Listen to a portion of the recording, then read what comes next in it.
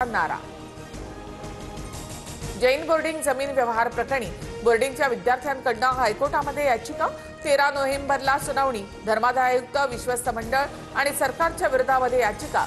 आरोपांवर मुरलीधर मोहोळ लवकरच बोलणार। पाऊस आणि विहिरी तुडुंब भरल्यामुळे राज्यात यंदा रब्बीचं क्षेत्र 67 लाख हेक्टरवर जाणार।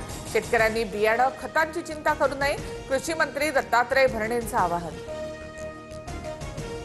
विठ्ठल मंदिरातील बीव्हीजी कंपनीच्या कर्मचाऱ्यांना दिवाळी भेट म्हणून मसाल्याचं किटमध्ये चिकन मसाल्याचा समावेश। मंदिर समितीने बीव्हीजी कंपनीला नोटीस बजावली। शिर्डीच्या साई आश्रमातील 77,13,000हून अधिक रकमेच्या विद्युत साहित्याची चोरी।